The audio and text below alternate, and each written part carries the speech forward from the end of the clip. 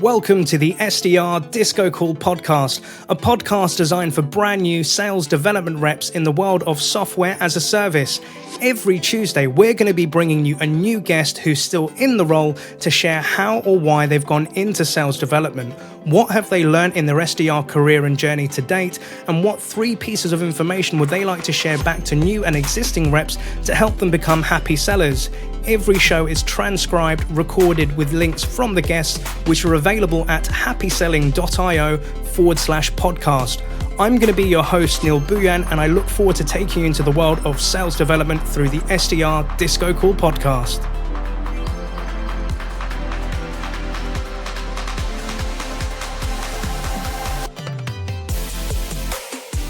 Hello all you happy podders. So in this episode today we're going back to November 2020 where we met Australian BDR Jake McGaw, who was working at SurveyMonkey at the time of this recording.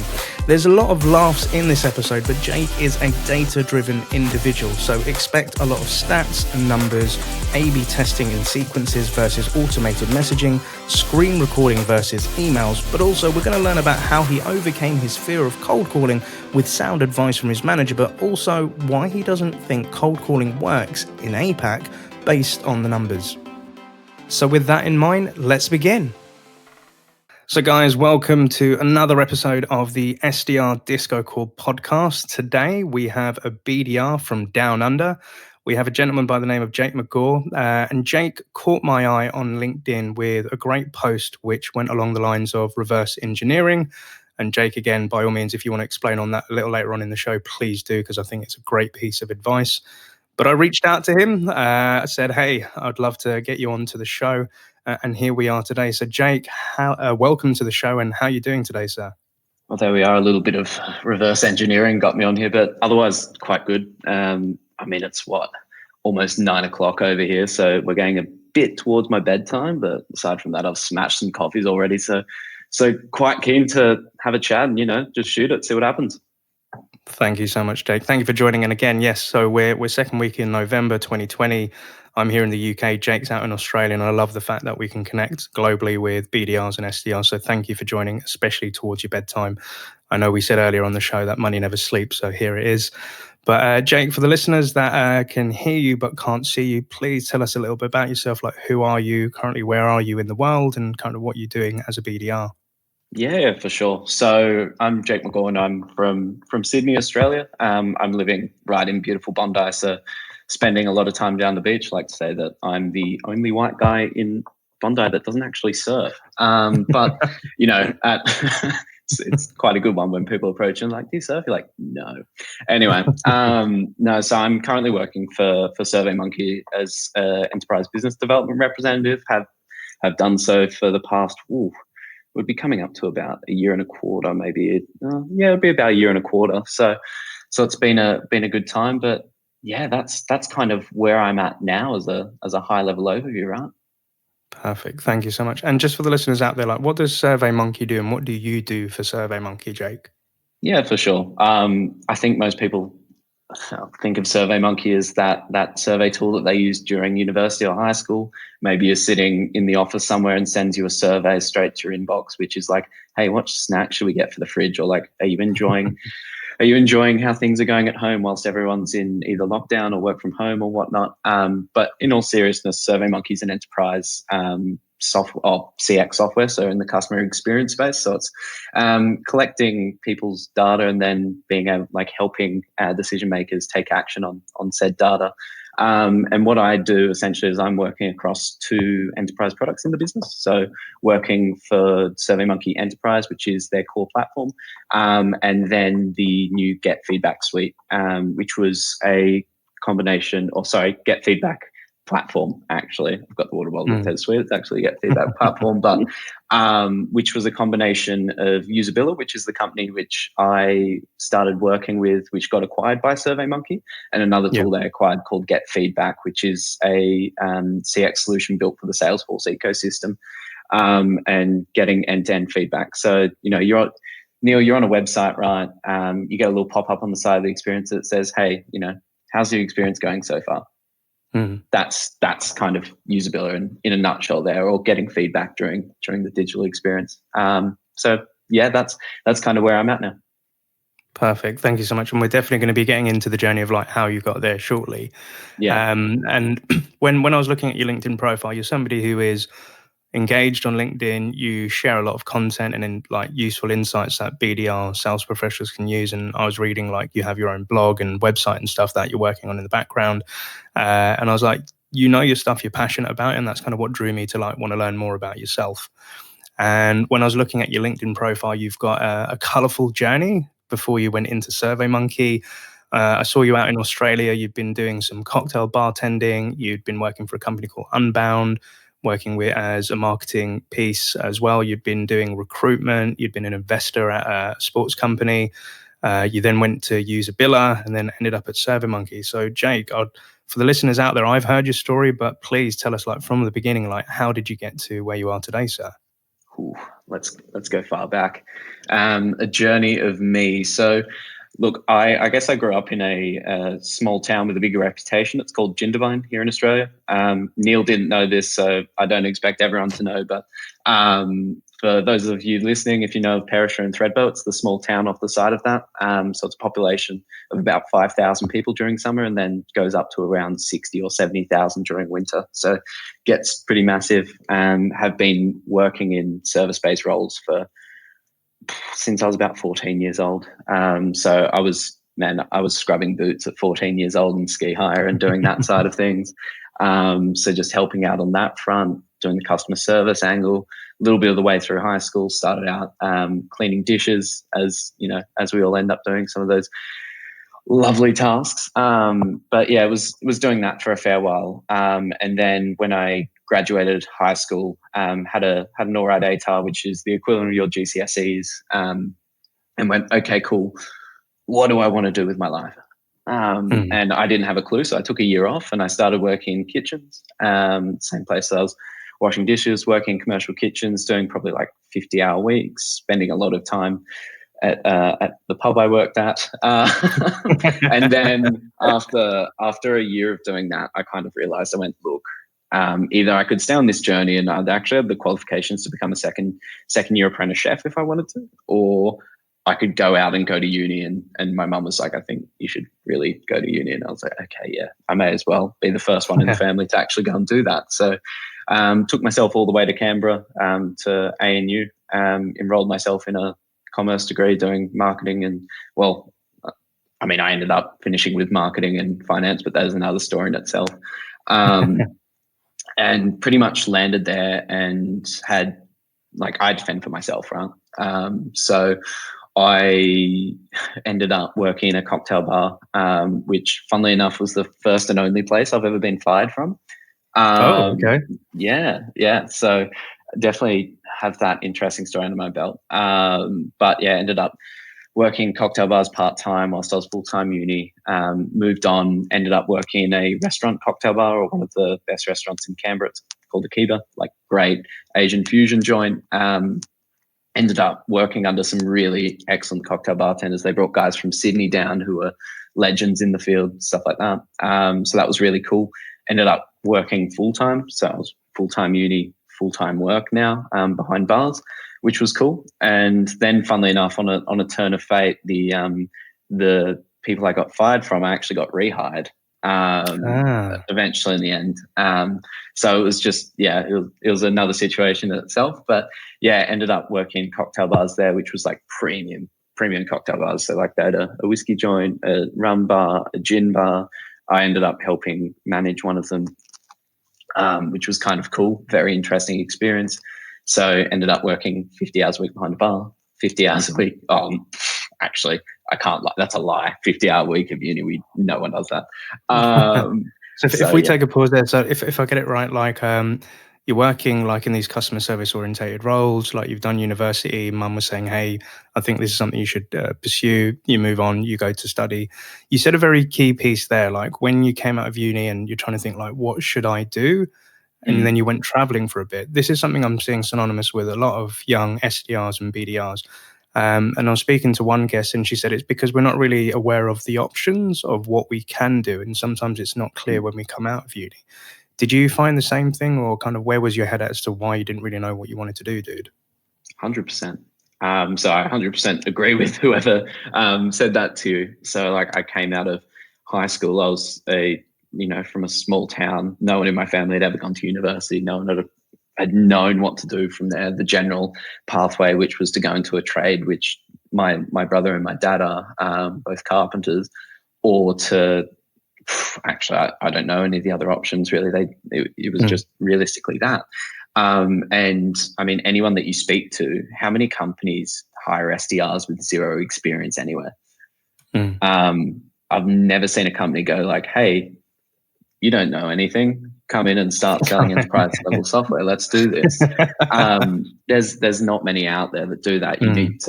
You're told you need to go to uni, get a good job, enter that field. So I kind of took a bit of a segue on that.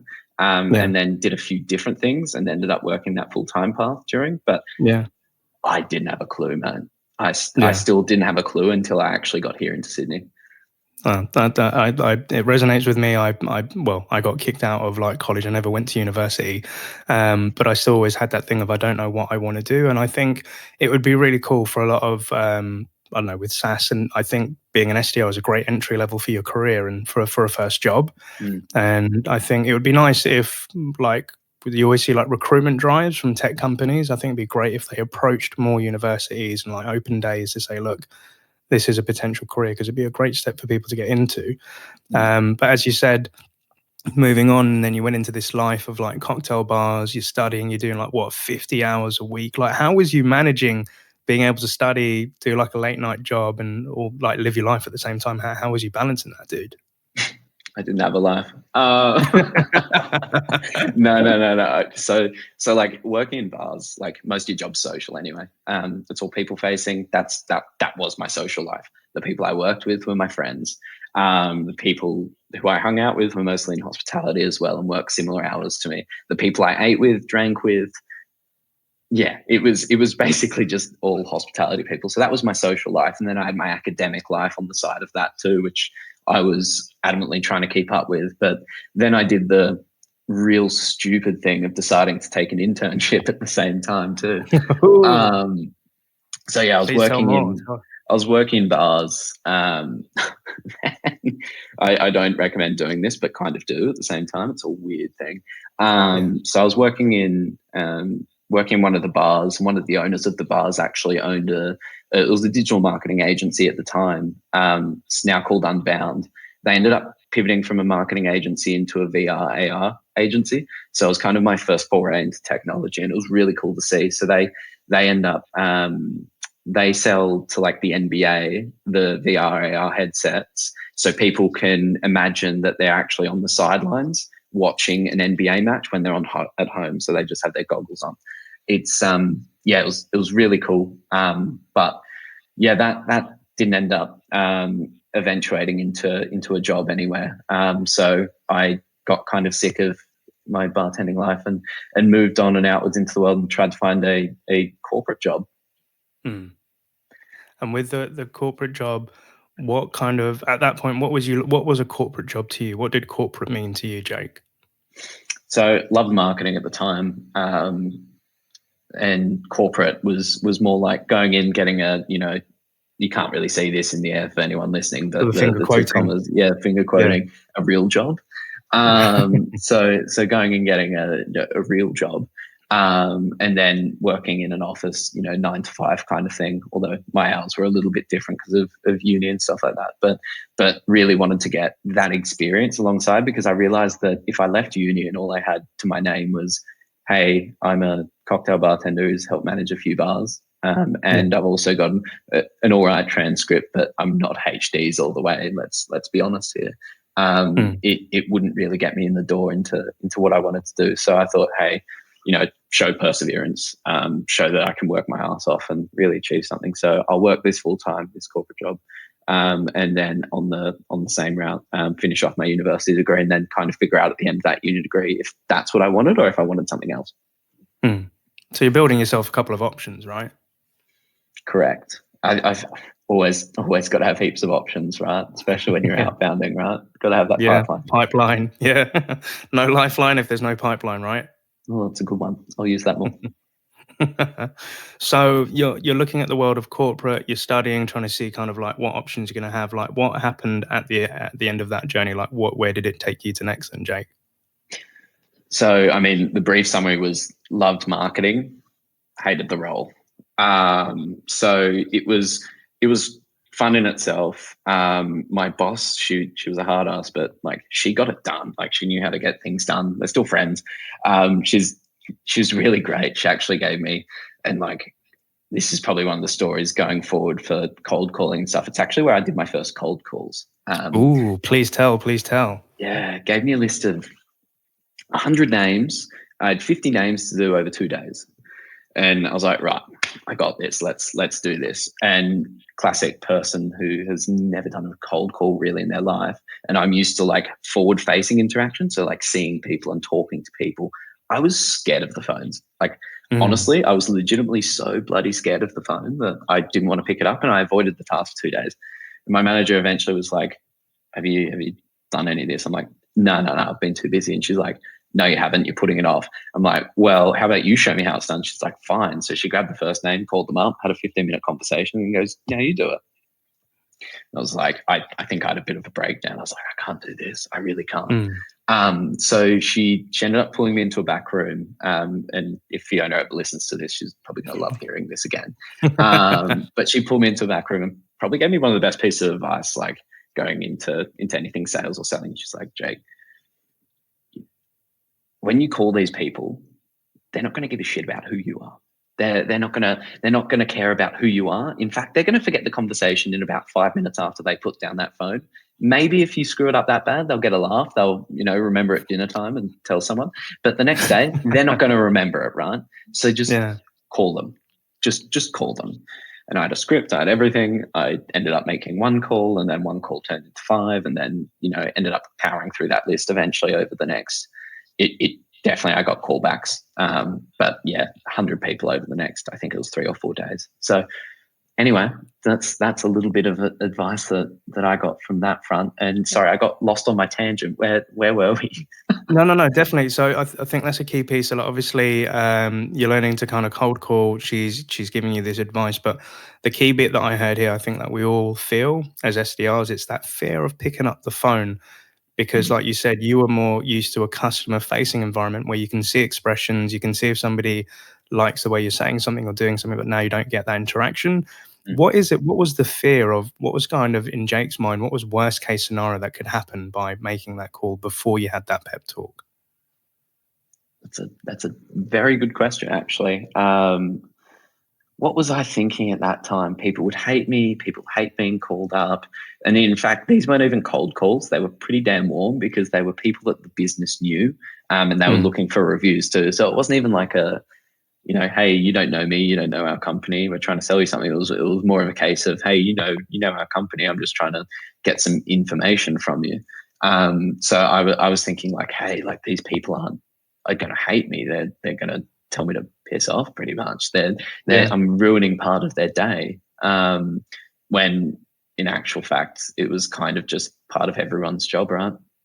Yeah, you're right. And I think sorry, go ahead. I was going to say they either did it or they said, no, I don't really have the time. And it's like, oh, when? Oh, I don't really feel like doing this. Oh, okay, cool. Well, thanks for your time. So yeah, bye. Definite. And I think you did a really important bit. And I think if there are any SDR or BDR managers listening, you kind of said like, no, you do it and show me how to do it. And I think that's the best way for SDRs and BDRs to learn, where you have a leader that isn't fearful of getting into the trenches. And I actually faced this earlier this year where I was training a bunch of SDRs on how to do cold calling. And I gave them a framework and they were like, well, Neil, does this actually even work? Like, dude, come on, you're a trainer. You've been in this game for a while. You're a bit old school. I did get slightly offended. And I said, all right, cool. I will call them and I will do this in front of you. And we took turns. So Jake, you'd be my BDR SDR. I said, okay, I'm going to do the first call. You do the next one. And then we'd go around in like a round robin and we'd give each other feedback how to do it. And I actually felt excited being a SDR again, but it did make me realize the pressures, the stresses, and it brought all those SDR memories back of like, yeah, this is actually a bit daunting. But I think she did that beautiful thing of telling you, do you know what? you're interrupting the day for a couple of seconds. I love that thing of if you really screw it up, they may laugh about it at dinner time. Hey, this guy Jake called me and dude, he was so green and like, he said this and that and the other. But yeah, that's the worst case scenario, right? You're either going to get a no or just a phone down, but they're not going to like hate you or stalk you or like make you lose your job, right? And I think that was a powerful lesson. So how is it for cold calling for you now, like in this day and age? So that's actually quite funny. And that's a point that I was going to get onto. I actually don't cold call. It's not effective in the role that I'm doing. And I can definitely get onto that later, or we can, if you want to delve into this little battle right now, we can definitely do it. What do you want to do here, Neil? Definitely want to get into it, but I'd say let's get through your journey quickly and then get to this point, because that is an interesting piece where you're saying it's not as effective in what you're doing. So I do want to get into that. But so you've had the pep talk. Then what happened after pep talk in terms of getting to SurveyMonkey? Pep talk. So after that, I kind of got to the end of my, I graduated. So I finally graduated, threw the hat up in the air, had some champagne, everything like that. And then ended up, I was stuck between two choices. I was like, I don't know if I want to go to Sydney or I want to go to Melbourne. So I basically just flipped a coin on it, applied for a few jobs, ended up chatting with it was another recruitment agency because I was already working in one, but they were an executive search firm which was catered for Series A, Series B, and kind of, your 50 to 250 person technology company who were looking to hire senior leaders in there. I'm like, wow, this is really amazing. This is going to be really cool. So ended up packing my stuff, getting my ass to Sydney, and starting there, and just like,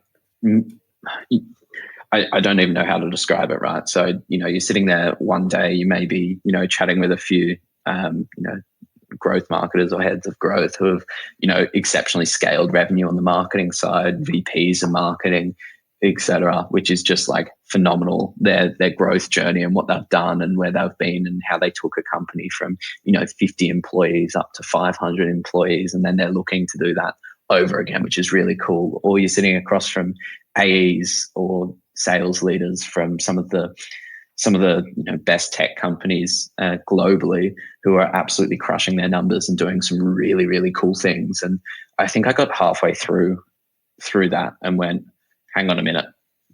At the moment, I'm finding really cool people doing really cool things and putting them into even cooler places. I'm like, I don't want to be the guy that's finding cool people doing cool things, putting them in cool places. I want to be the guy that's doing cool things and getting put into cool places. So you want to be the guy, right? Yeah, I just wanted to be the guy. I didn't want to be like, there is a lot to the role in recruitment. This isn't to tarnish the industry in any way, shape, or form. I've met some brilliant recruiters in my time and some mentors through it. But I just didn't want to be that guy. So eventually I was one of those guys who actually went, I want to do a career in SaaS sales. I like technology. I actually want to do this. Most people just fall into it, but hey, I fell into recruitment and then I came into SaaS sales. So how that kind of transpired, to answer your question there, is that during my time there, I met my ex-country manager here, Wouter. He's an eccentric Dutchman, but they had a small team here for usability here in Sydney, and I met them at the exact same, it's called the Hub, but it's similar to a WeWork scenario. Okay. Met them there, had a few drinks with them, had seen them around a bit, and then I think it was about 6 months later, they were looking for a BDR, and I kind of just approached him and said, hey Wouter, I'm kind of keen. He goes, okay, sweet as. So he messaged my old boss who I'd worked with as well, who had moved onwards, also knew Wouter a bit better than I did, and kind of said, hey, is this guy good? And he vouched for me. So thanks, Matt Parker, for that one. And he's put me in touch with the team there. I already kind of knew half the team. I met the other half there, and it all kind of fell into place. Started at Usabilla, which was in the motions of being acquired by SurveyMonkey at the time. And yeah, then ended up going full on board with SurveyMonkey. It was probably about the start of,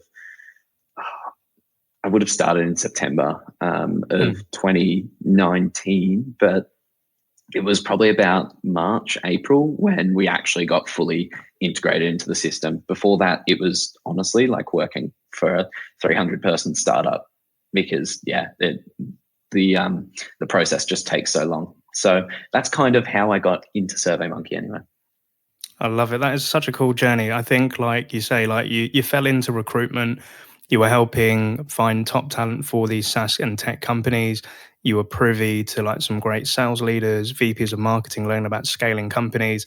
And you're kind of seeing the conveyor belt go past with candidates joining. You're like, I want to get on that conveyor belt. I want a piece of the action. You were able to get into usability. You had that referral to get in. And now you're at SurveyMonkey, which is a great tech company. And dude, I'm impressed, man. That's a pretty cool story. As I say, cool story, bro. It truly is. But so obviously the two key points that I'd love to discuss now is, so point number one is that cold calling piece. I'm really intrigued, and I'm always open to learning and hearing other people's opinions, because I can always take something from that, and hopefully the listeners can as well. And also I'd love you to discuss this topic of reverse engineering in your own words. Mr. Jake, let us know what you think. All right, let's start with the big topic first. Most of the time I'll tell someone else, they're like, oh, how many dials are you making, man? You're doing 50 a day. I'm like, no. I'm like, what? Everyone's got to do their 50 dials a day. Everyone's got to cold call. And, I still pick up a phone. We still pick up a phone. We still call people. We're not going in and outbound in our sequencing and just pick up a phone straight away, or doing what the Agogi sequence is, which is a 15-step sequence with about 5 different call steps in between, where you're literally just picking up the phone every second day and being like, hey, you know me? Hey, you know me? Hey, you know me? No, it quite simply, it doesn't work in APAC for a few reasons. One is that I'm working across Australia, New Zealand, Singapore, India, and Hong Kong. It's bloody well hard to get phone numbers in all of those countries, especially with the tech that we have here. So it just ends up being inefficient. Number two, Australians hate cold calls. They really do hate cold calls. And I like to give you an example. I did actually start cold calling when we were here. When I first started, because our manager was like, hey man, you need to start doing your hours of power and stuff like that. I'm like, yeah, let's do this. I was actually sitting there dialing, and I would do it every region. But when you're trying to reach Singapore, you've got a 2 or 3 hour time difference some days, so you can only do it at a certain time of the day. They're not a big fan of the old call either. I don't think anyone realistically is. But I was doing that motion, and we have Outreach, which I think a lot of people are using these days. Really cool tool. I would highly recommend it. It's hugely beneficial. I love it. Anyway, so having that, and I looked through the actual stats of it and realized that about 2 to 3% of calls actually get picked up, right?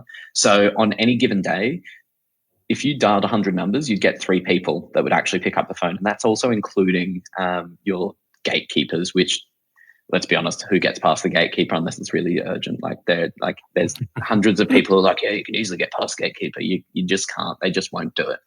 Yeah. Cool. So you need to do what? 0.5. Sorry, it's like 0.5%. So doing 100 calls, you get 0.5 of a meeting, and it's not even qualified, right? And when I look on the stats on Outreach, at the time, my email and LinkedIn response rate for my particular sequence was actually sitting at about 20 or 21% of people actually getting back to me who I'd been emailing or going through a multi-touch sequence there. So it's like, hang on a minute.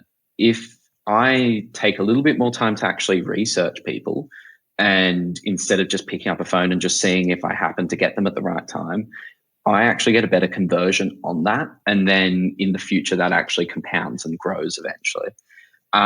So I've ended up getting, for some of my sequencing, I get around 35% of responses. Yeah, I can maybe share it with you at the end. It works in the end, but it's just from being hyper personalized. And most people that pick up a phone, it's always a similar thing. Hey, this is X calling from X, how are you? Or if you want to take someone down the Sandler pain funnel or anything like that, hey, I've been working with people in your industry who are experiencing XYZ pains. It's always going to be a very similar call, and you're just hoping that they're actually feeling that, but you're not able to actually get across what your product does in an email. And on LinkedIn, you can send videos. So like I use Loom, for instance, to record or screen record some of the features and functionality. So I can be like, hey, I can show you. here you go. Here's like a little piece of what we do. And also telling a story. So that's a big one. But I feel like if you can go online to like wrap this all up, I can Google you. I can find out your past. I can find out a lot of stuff about you by going online, similar to your prospects. You can use that to hyper target and personalize your message. And most people are going to dig that much more than they would a call at a random hour of the day when they're probably segmenting their time. I'm fully on board, dude, and I agree. There are definite pieces there. Like, it's interesting to know, like in APAC, like you said, they're not a fan of cold calling. I don't think anybody in the world is a fan of being cold called. I am only to an extent, because when a salesperson rings me on my cell phone and I get it and I hear them pitching, I'm like, do you know what? I want to listen to this. I want to hear what they have to say, because there could be something I could learn. Mm-hmm. But if they go into like, I'm really sorry to bother you, hashtag sorry not sorry, nobody's really sorry for bothering me, right? So don't BS me on that. But if you come in with something of value where you've done a bit of research and you're like, okay, you see you're the MD for Happy Selling, I see that you've been around for a couple of years, I saw a post on something, then it shows that you give an S about me, and you've done your research as well. And similarly, when I was an SDR/BDR, my call numbers were low. I still did calls because I love to speak to people and try and connect, but I'd always warm up those leads. No call that I ever did was cold. You'd have had either a LinkedIn request from me, you would have had an email from me, you may have seen me like one of your tweets, I would have mentioned you on a post or something. So by the time that I give you a call, you already know who I am.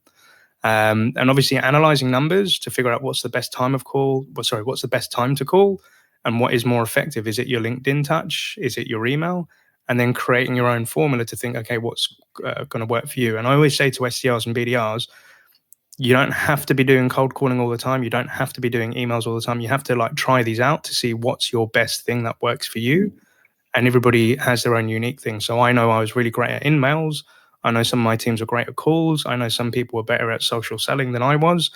And I tried to take the best pieces. But I think it's always good to try out those different elements of being a BDR and getting comfortable with it. Kind of going back to your manager's thing of like, they're not really going to care what you say on the phone, but try it out. But I think when it comes to calling, that's the wrong place to sell. I think when I'm doing a cold call, it's to pick up a dialogue to see, hey, Jake, are you interested on this topic that I'm talking about? I don't want to pitch a product yet. If we have a good conversation, it will then lead into a demo. And that's where the selling should take place. Everything outside of that is not selling. It's a conversation, right? Well, yeah, I mean, I agree with all that. And I also think that the world is fundamentally moving to a text-based workplace. Anyway, it's all text, or like it'll be on LinkedIn, it'll be through Slack, it'll be through email. If they need to jump on a call, it'll be on Zoom, but it's not going to be on your time as a seller. It's like, it is never going to be on your time. You're not going to, like, their days are going to be so segmented into what they're looking to do that when they take a break, the last thing they want to do is pick up a phone and be like, hey, I'll chat with you for 15 minutes, feign being nice or tell you to bugger off, hang up the phone and carry on with my day. Most people want to have the power over their own schedule. So you give them that power and the power of decision and choice, and most people will say yes or no. So I think that's a big one coming with going into getting higher response rates. And another funny point you touched on too was A/B testing. You're a big fan, yeah? Yes. Yeah, massive. Me too. I A/B tested the hell out of everything, which is why I've like, even at this time, right, I've set some of my sequences to not send any messages in the morning. I just send it in the afternoon. So it's always an interesting one, because when you get a message from someone at 8:01 a.m., you're like, that's automated. Come on, man. And as soon as you get an email, or as soon as you connect with someone on LinkedIn and the pops up 15 minutes later on the exact, you're like, I know that you've been using automated messaging. I know. Like, because I've used it, I've done it, I've been there. I actually do. I crunched figures on LinkedIn automated messaging because we did it for a while. It led to, after 4,000 connection requests being sent, this is automated, it led to 3 productive meetings. Wow. Do you want to, like, doing the percentage on that one? Just when I stacked it down and I looked at all the conversations I had, it was actually wasting my time responding to people more than it was bringing in actual good business. So, cut that out. But on the A/B test side, on the time of day thing, I'm starting to think that the time of day doesn't really matter at all, to be perfectly honest. But we'll see in another month when the test is fully wiped. Yeah. And it's good to hear that you're passionate about the data. And I always kind of like to say to SDRs, like we're scientists. We're creating plays. We're using tech to find out, okay, what's the pattern, what's the algorithm, and I don't think there's one, sequence or cadence that's going to win them all. But trying to analyze, A/B test, and figure out and tweak and continuously improve. Like if I build out a sequence or a cadence for a team, I always say to them, give it a quarter, look at the results and make slight amendments and changes, but use the data. Don't just fire off hundreds of emails hoping that somebody's going to buy it. Be methodical and strategic on it, right? Because if you have this mindset when you go into an AE role, you have to be a strategic salesperson as well. So use numbers, use data, and I love to hear that you do it, which then brings me on to the last point that I'd love to kind of discuss with you kind of before we end the show, which is the notion of reverse engineering, the thing that you caught my eye out on that LinkedIn post. What does it mean to you, dude? And with compound interest, like, could you explain to the listeners? I like compound interest, big fan.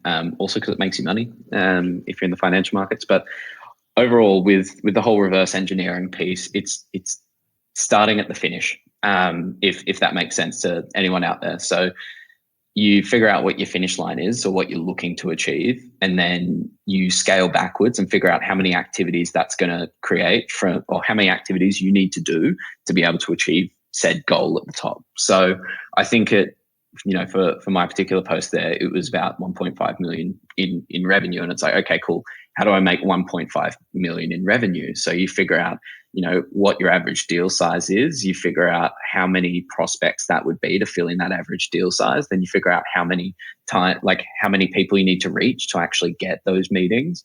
And then you finally need to figure out or equate for your time and how you can actually do that. And by working from the finish line, you end up being able to, systematically create a set of goals which you can easily strike off and achieve. It doesn't look as big. You go, oh shit, $1.5 million.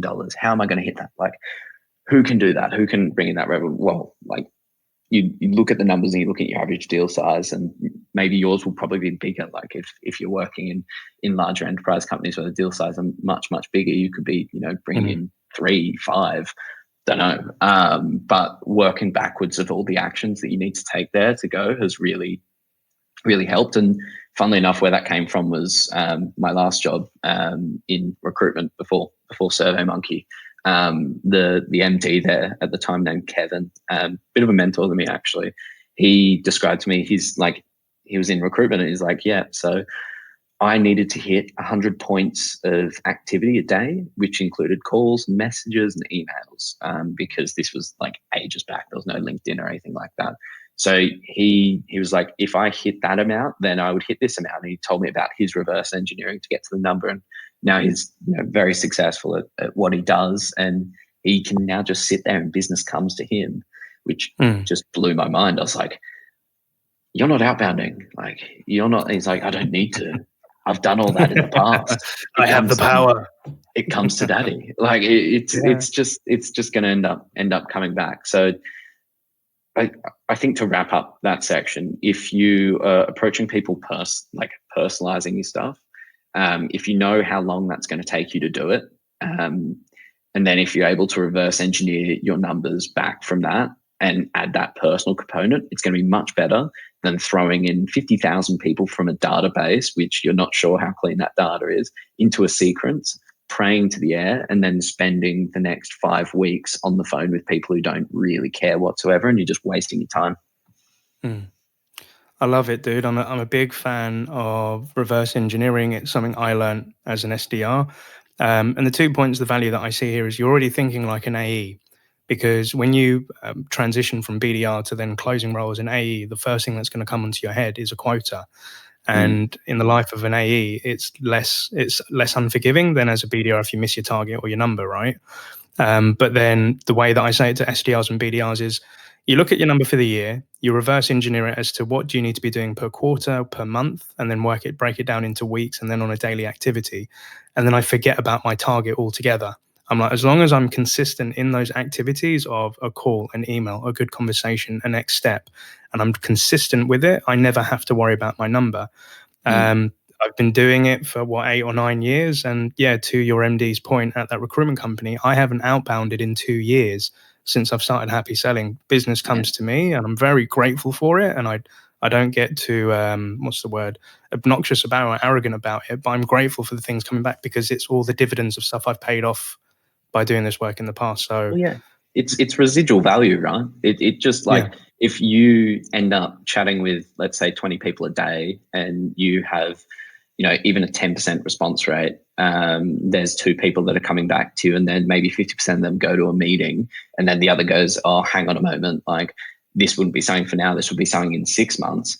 If you keep chatting to those 20 people a day in six months, I can't even do the quick math right here, but you would have, that number of people who weren't going to show up, who you could probably chat to in 6 months' time if they weren't trying to dodge you with that age-old, how about in 6 months' time? You're right. And it's weird because this actually happened in real life as of yesterday. So there's a SaaS company, they're in the financial services. I spoke to them back in 2018, 16th of February. And the reason I know that is because I was looking at the email from the follow-up that we had in that conversation, and they were looking for an SDR trainer. This is before I had a website, before Happy Selling is what it is today. And I said, let's reconnect in 3 months because they didn't need a trainer at that point. But I still sent a lot of content, collateral to help them build out their SDR function. No word of a lie, this Monday back into the office after a week's vacation, I get an email from their global head of sales saying, hey Neil, we've kind of built up a team now. We've got about 10 to 15 SDRs. We're looking to have training either by end of year or kickoff. Had a chat with them and we're going to be kicking off in the next few weeks. And they said, what do you know about our company? And I actually pulled up the notes on the screen share to say, this is what I saw happened last time I spoke to you. And my question to them was, what's changed? I went through the discovery process again, but I came off the back of the meeting and I was just like, it's that compound interest. It's the stuff, the seeds that I'm planting. I don't know when it's going to come into fruition, but it did. And that's the same way as SDRs and building pipeline. You need to be doing those things daily, having those conversations, and it will come back to you. And hopefully, dude, for yourself, the conversations you're having now are hopefully going to be the deals that you're going to be closing when you go into that closing role. Oh, they will. Trust me, they will. They will. We'll get there. So, Jake, again, it's been an absolute pleasure having you on the show. And I know it's really late on your side and out in Oz. But before you go, what would be your 3 key takeaways that you'd love to give back to a younger version of yourself who's just about to start this journey as an SDR or BDR? Coming into an SDR, BDR role. That's a good question. Again, can you stop with the good questions, please? So this one's going to sound a bit insane because I just post content everywhere, but don't listen to every piece of advice you get. It sounds absolutely insane, but there is so many people that is giving so many pieces of advice. You should be calling, you should be emailing, you should be SMS. Maybe it should be this platform, it should be that platform. Learn to filter out. Learn to go like, that's not me. Like, I'm not going to be the guy that's smiling and dialing and doing 200 calls a day, or I'm not the guy that shows well at conferences, or I'm not the guy that can type up an email. Like, figure out where you fit, and don't just follow what other people say because they say they're successful at it. Be successful at what you're successful at. That would be a huge, huge one. By all means, read. Like, by God, pick up a book. There is so much information out there, and you can learn a lot. And I'm not talking about just sales books, right? I think one of the you might like this one. Do you know who Mark Manson is? Do you know the name? The name rings a bell, like The Subtle Art of Not Giving a F. Is it that guy? Yeah. Do you know he wrote a book before that? I do know that he did write a book before, but I haven't read that book. You haven't read it? Okay, cool. It's actually really good. It's called, if anyone out there, right, he wrote a book called Models, and it's a book on dating. And I was actually reading this one when I was with my ex-partner. And she's like, why are you reading that? I'm actually like, it's insane. It's like, it's human psychology there. And basically what it's teaching you is to just be honest, forthcoming, and go for what you want. And then if it isn't happening, just give up and just walk away and just leave it. Like, that's it. I mean, it is a dating book, and you could say sales is a lot like dating anyway, because you're kind of courting each other without going to bed. But it's like, realistically, it's books like that you might get inspiration from. So like, pick up a book, read some philosophy. figure out what you like to do and just read, because I don't think you could find a smart person on the planet that doesn't read consistently. Go ahead and try it. You won't find it. So yeah, that's numero do. Oh God, I should do. Dos. Dos. Do. Two. Yeah. I've learned my mistake of not doing foreign languages. Number 3 would be, we live in a world where we have the Library of Alexandria at our fingertips. You have Google, you have LinkedIn, you have Twitter, you have, by all means, a lot of data. I fortunately work for a company which has resources to afford me, stuff like DataFox and Salesforce, where it can all be held. Don't just call people and hope for the best. Don't just fling a bunch of emails. Do your research on someone. Actually figure out what they want, what they need. Is this going to be right for them? You're saving you time, you're saving them time, and you're helping yourself in the future. If you're just picking up phones and smashing phones for the sake of hitting an activity target, which is something I've written about, I hate activity targets, for the pure perspective of, you could be saying you're doing 100 calls a day, but you're sitting there on just refreshing it or just faking those dials. So like, don't just hit an activity number because it's there. If you are getting activity numbers, question it. But by all means, research the hell out of someone before you even bother approaching them. Save so much time. And I'll leave it at that.